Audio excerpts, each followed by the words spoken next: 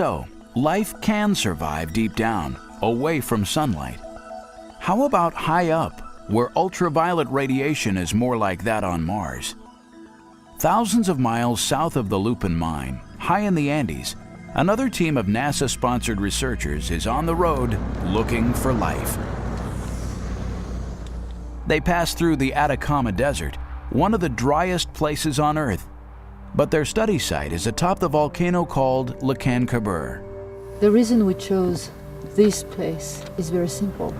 This is probably one of the best analog in the world to Mars 3.5 billion years ago, which means only 1 billion years after the planet was formed.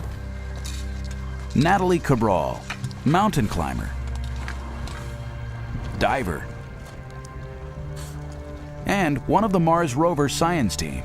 The first time I came here, I was stunned because I had the feelings I know the place, and I've never been here. The overarching goal, of course, is to treat this environment as an analog to ancient Mars. It's also another objective is to understand early life on Earth, because this place has many analogy with early Earth and many microorganisms that are very primitive organisms. Just as at Shark Bay and in the Pilbara, there are stromatolites, rocks made by microscopic life. At the base of the volcano are two lakes. Their shorelines are encrusted with dry minerals, and their waters are extremely salty.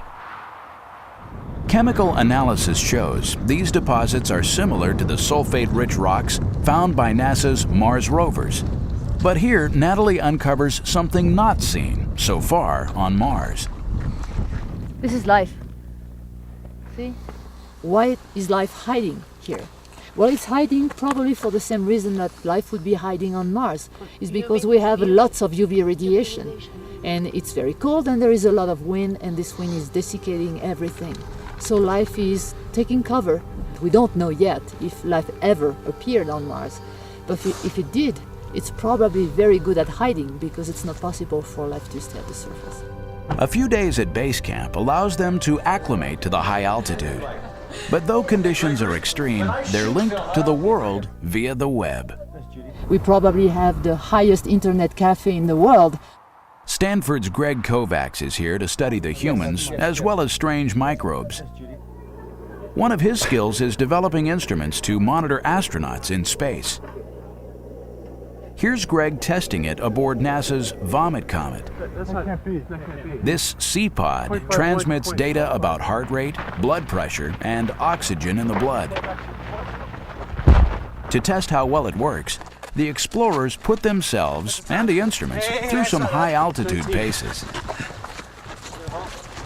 Stop!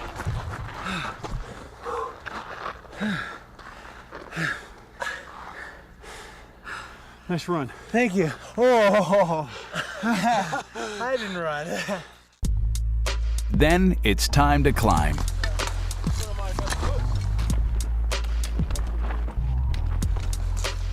They reach the summit of the volcano, almost 6,000 meters. But their astrobiological target is just a little lower. Still, this is the highest lake on Earth. Until Natalie came here in 2002, no one had explored these waters. This year, they bring a radio-controlled boat equipped with GPS and sonar to make a map of the lake bed.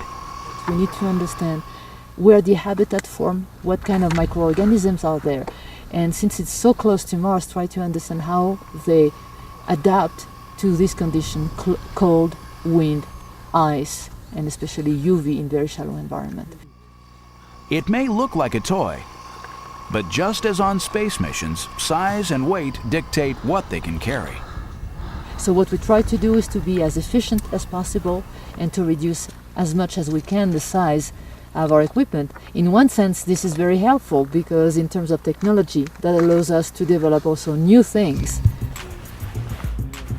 Natalie holds the women's world record for the highest altitude free diving, meaning they use no oxygen. These cold waters are a world away from NASA's Jet Propulsion Laboratory in Pasadena, California, where Natalie worked on the Mars Exploration Rover's mission. But there's a direct connection. On landing, the rover named Opportunity rolled into tiny Eagle Crater. Her sensors detected minerals made in salty water, perhaps 3.5 billion years ago, about the time the Pilbara rocks were formed on Earth. In composition, the Mars rocks are similar to the sediments surrounding Laguna Verde in the Andes. If Martian lakes lasted long enough, perhaps life might have begun. But then the Martian climate changed. Lakes dried up. The atmosphere was lost to space. UV rays zapped the surface. Did Martian life fossilize into rock? Or could life, if it ever started, adapt to cold and radiation? Though covered in thick ice most of the year, high salt concentrations keep the bottom waters above freezing. And here, just as in acidic Rio Tinto and the sunless Lupin mine, life finds ways to survive. Analysis of the organisms living in the lake shows they've adapted to the extreme ultraviolet radiation, as well as the cold and salty water. It's beautiful out there. There is a bunch of red algae, just magnificent. So we're expecting to learn on how life can adapt or develop strategy to defend itself against all these extremes that are very analogous to Mars.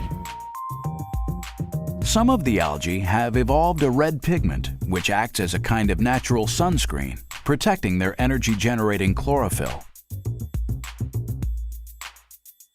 The Summit Lake is also home to a colony of millions of shrimp-like creatures known as copepods. They also use red pigment to shield themselves from UV radiation. Most life, especially microbial life, bacteria and stuff like that are living hiding and do not need the light of the sun to survive. This is also a very good lesson for us when we're searching for life on other planets. It might be that what we're searching for is not obvious at all, and we'll have to look very good. Natalie believes her research shows that life can adapt to survive multiple extreme conditions. Cold, radiation, high salinity, all operating at once. That makes her somewhat hopeful about finding life on Mars. But I think that if, and this is a big if life appeared on Mars during that time, in my own opinion, it's still there. Because I have been walking the Earth for long enough now to know that life is stubborn.